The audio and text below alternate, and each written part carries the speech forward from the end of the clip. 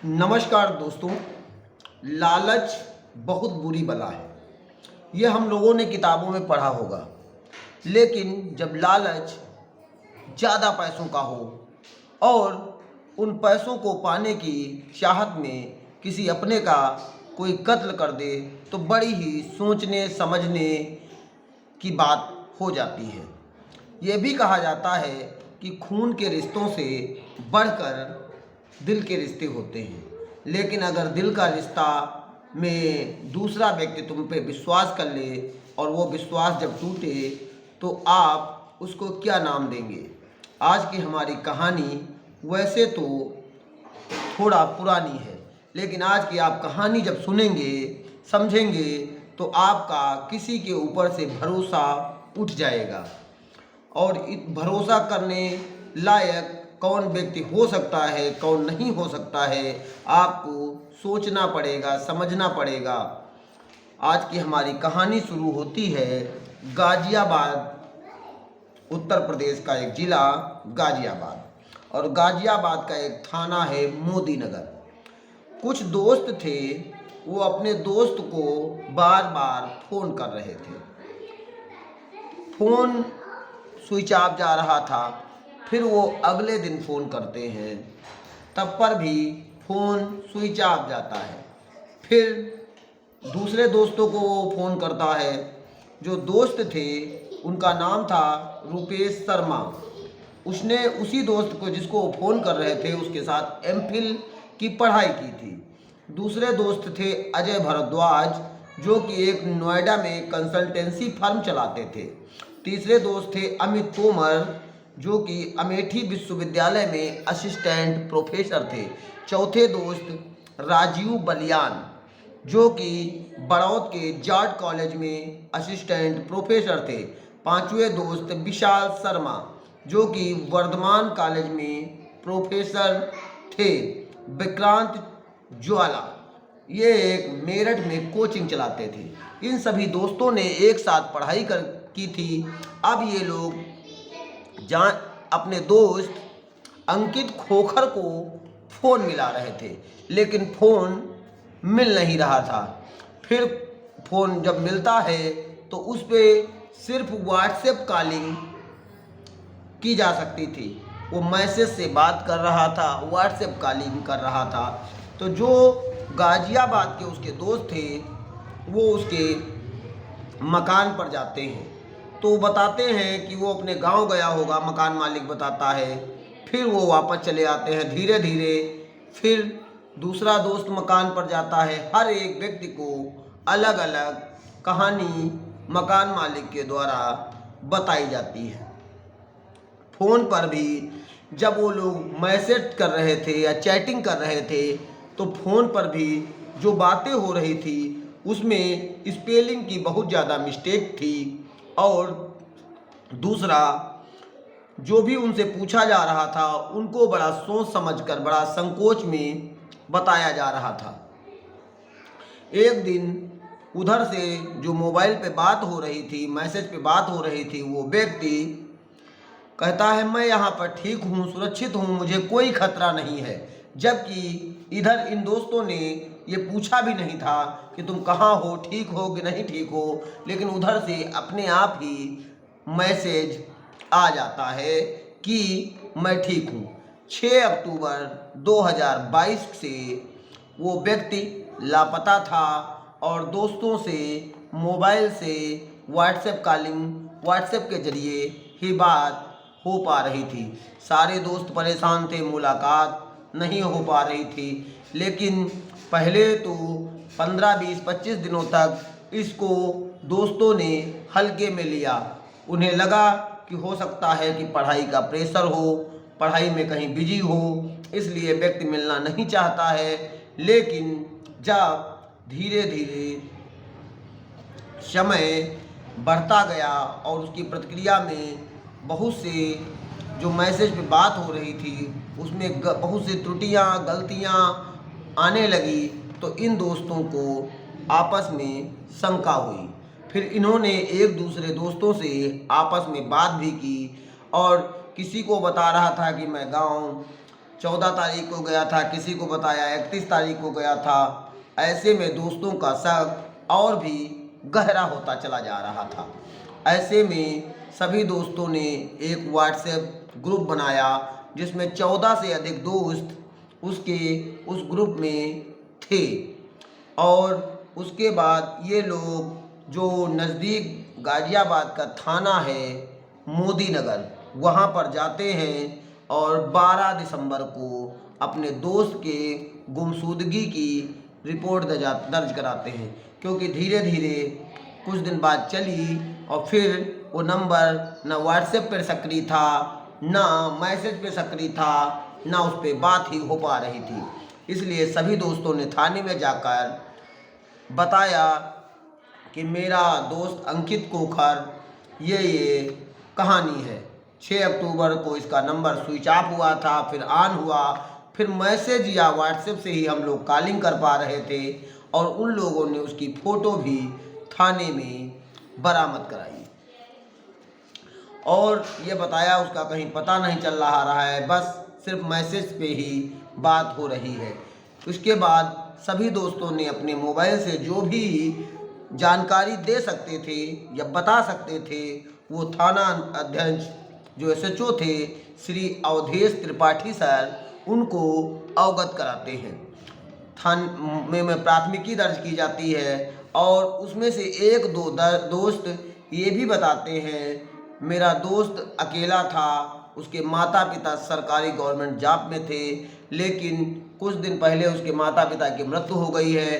वो PhD का लखनऊ विश्वविद्यालय से PhD कर रहा था, स्कॉलर छात्र था और गाज़ियाबाद में राधा एन्क्लेव में किराए के मकान पर रहता था। सारी जानकारी से वो लोग अवगत कराते हैं। और एक दोस्त ये भी कहता है मुझे उसके गायब होने में कहीं न कहीं मकान मालिक की भी संलिप्तता नज़र आती है। पुलिस तुरंत उसके उसी मकान पर जाती है जहां वो रहता था। रहने पर वो मकान मालिक से जब बात करती है और उसकी पत्नी से बात करती है तो पुलिस को भी कुछ शंका होने लगती है। और ऐसे में 14 तारीख को 12 दिसंबर 2022 को FIR पंजीकृत की गई थी और 14 दिसंबर 2022 को पुलिस उसी मकान मालिक को अरेस्ट कर लेती है। अरेस्ट कर थाने लाती है और थाने लाने के बाद पुलिस से वो बार बार कह रहा था कि मुझे उसकी गुमशुदगी के बारे में कुछ भी नहीं पता। लेकिन जब पुलिस उसके घर की तलाशी लेती है तो उसके घर में आरी और कुछ संदिग्ध सामान बरामद होता है। ऐसे में पुलिस पूरी तरह से जान गई थी कि ये कहीं न कहीं अब उसकी हत्या हो गई है और हत्या भी उमेश शर्मा जो कि मकान मालिक है उसी ने की है। इसीलिए पुलिस ने उस मकान मालिक को उठाया और थाने लेकर आई। पहले तो वो घुमाता फिराता रहा, लेकिन मैं आपको बता चुका हूँ कि पुलिस की शक्ति के आगे अच्छे अच्छे लोग भी तोते की तरह साफ साफ स्पष्ट बोलने लगते हैं, जैसा कि इस केस में भी हुआ। जैसे ही पुलिस ने शक्ति की और उमेश टूट गया और पूरी कहानी वो तोते की तरह बताने लगा। वो बताता है कि बागपत का थाना छपरौली, बागपत जिले का थाना छपरौली के मुकुंदपुर गांव का रहने वाला अंकित खोखर मेरे साले प्रदीप शर्मा का गांव का मित्र है। वो प्रदीप के साथ बहुत बार मेरे मकान पर आया। आने के बाद उसने कमरा गाज़ियाबाद में किराए पर चाहिए था, क्योंकि वो अपना कुछ मकान भी यहाँ लेना चाहता था, प्रॉपर्टी में इन्वेस्ट करना चाहता था। इस उद्देश्य से और इसकी पढ़ाई भी चल रही थी, इस उद्देश्य से इसने यहाँ पर एक कमरा किराए पे चाहिए था। तो प्रदीप ने परिचय कराया तो मैंने इसको मकान किराए पर दे दिया। धीरे धीरे परिवार में मकान में ही रहता था, हमारी इसकी नज़दीकियाँ बढ़ती चली गईं। उसी बीच इसके माता पिता का देहांत हो गया, जिसके बाद इसके माता पिता अच्छी जॉब में थे, बढ़िया रसूख था। फिर उसने वहाँ पर अपनी जो गांव की पैतृक ज़मीन थी इसने बेच दी। जिस ज़मीन को बिचवाने में मैं भी और मेरा साला प्रदीप भी इसके साथ इन्वॉल्व रहे। जब हम दोनों लोग इन्वॉल्व थे तो ज़मीन 1 करोड़ रुपए से ऊपर की बिकी थी। अब जब ज़मीन 1 करोड़ रुपए के ऊपर की बिकी थी तो बहुत ज़्यादा पैसा था। मैं एक प्राइवेट अस्पताल में कंडक्टर का काम करता था, कंपाउंडर का काम करता था, और कंपाउंडर के काम से इतनी इनकम नहीं हो पाती थी कि जीविका को अच्छे से चलाया जा सके। फिर धीरे धीरे नज़दीकियों की वजह से, प्रदीप की वजह से ये मुझे जीजा कहता था और मेरी पत्नी को दीदी कहता था, जैसा कि उमेश शर्मा पुलिस के समक्ष बताता है। और इसने मेरी बहन से प्रदीप के साथ ही रक्षाबंधन में राखी भी बंधवाई थी। इसीलिए हमारे इसके आत्मीय संबंध हो गए थे, व्यक्तिगत संबंध हो गए थे। मैं भी उन 1 करोड़ रुपयों को देखकर पूरा पागल सा होने लगा था। फिर मैंने इससे 40 लाख रुपए बिजनेस के पर्पस से उधार लिए थे, जिसको मैं चुका नहीं पा रहा था, क्योंकि मैंने जिस बिजनेस में पैसा लगाया था वो बिजनेस चल नहीं पा रहा था। इस वजह से मैं नुकसान में जा रहा था।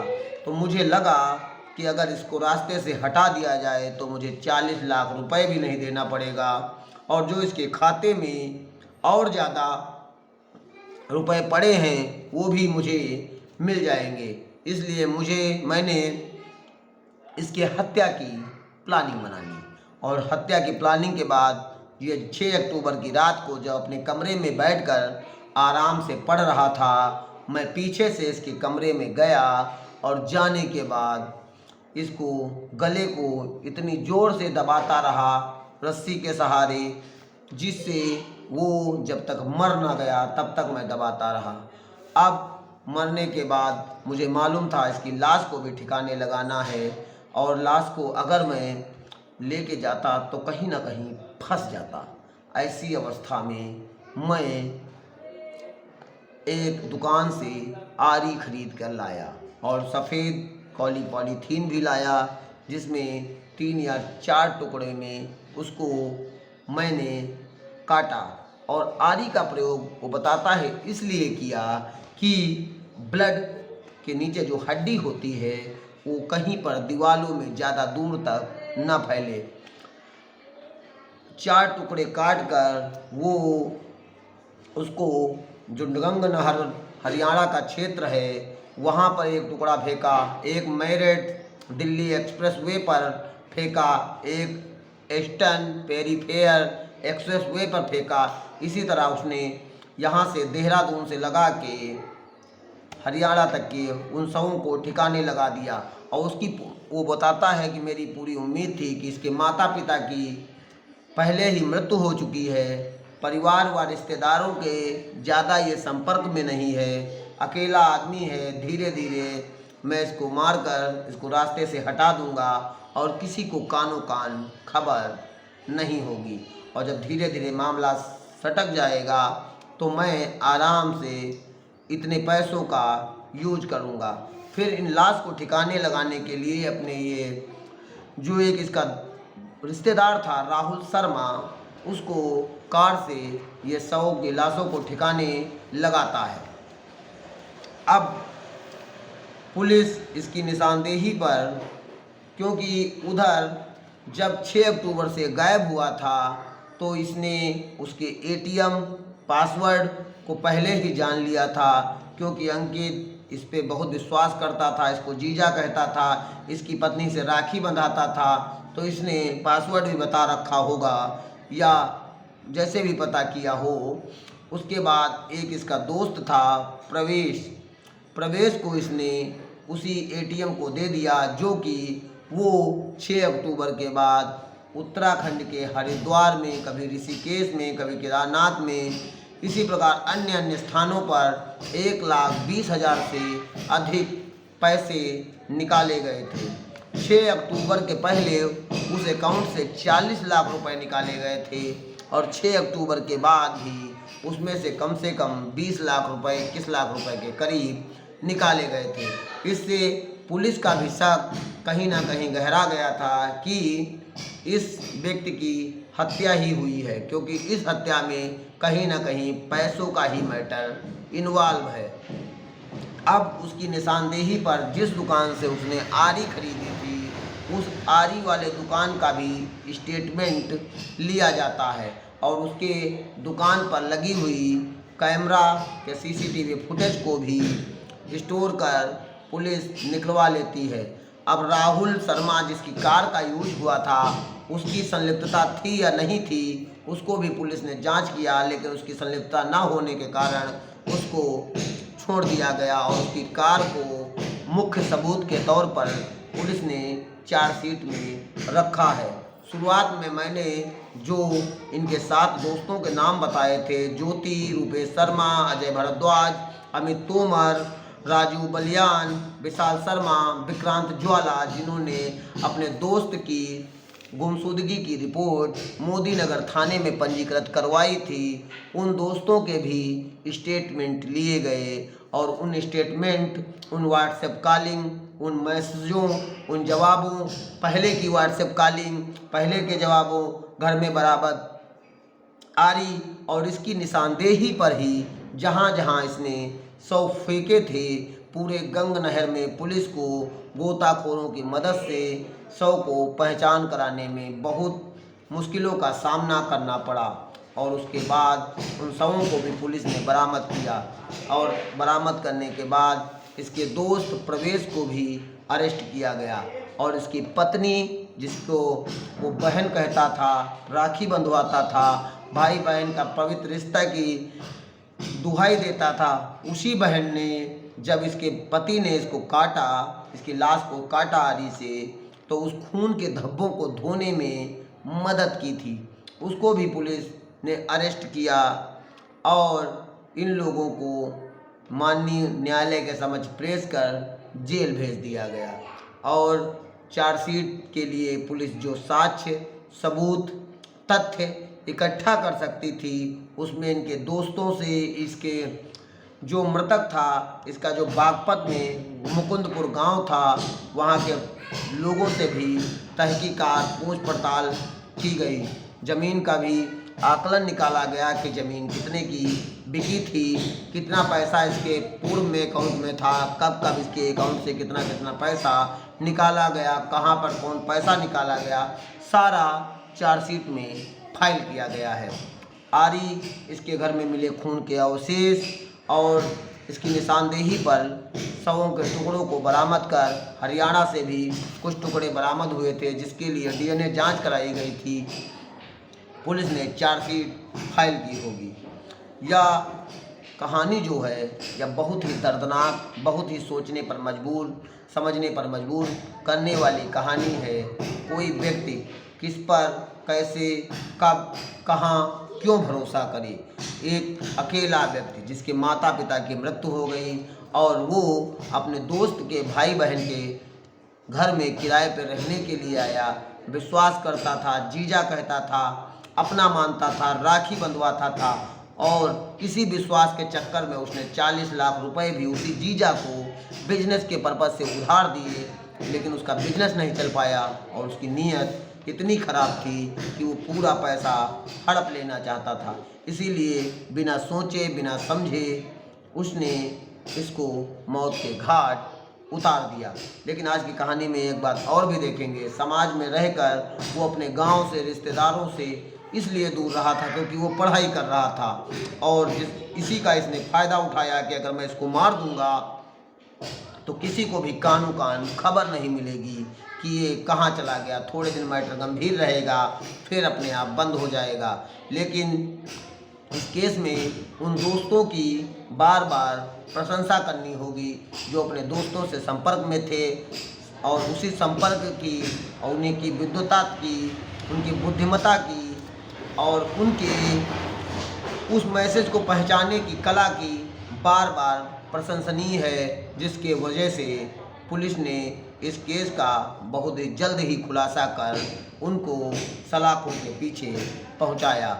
आप विश्वास करें, आप दुरिश्तों को भी मनाएं, लेकिन जिसके साथ आप विश्वास कर रहे हैं, जिसके साथ आप रह रहे हैं, जिसके साथ आप रिश्तों की दुहाई दे रहे हैं, ये समाज बहुत ही आगे जा रहा है।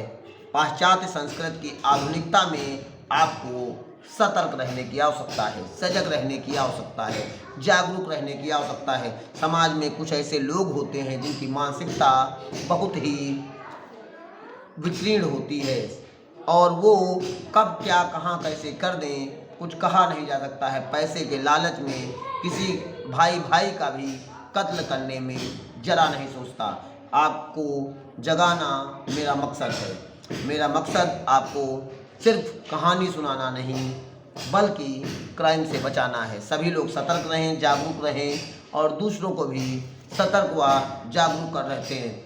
इस कहानी में लास्ट में एक बार मैं फिर कहूँगा कि SHO श्री अवधेश त्रिपाठी और वहाँ के जो DCP ग्रामीण थे डॉक्टर नीरज राजा के कुशल नेतृत्व में इस केस का सफल पर्दाफाश किया जा सका है और जो आरोपी थे उनको सलाखों के पीछे भेजा गया। धन्यवाद। जय हिंद, जय भारत।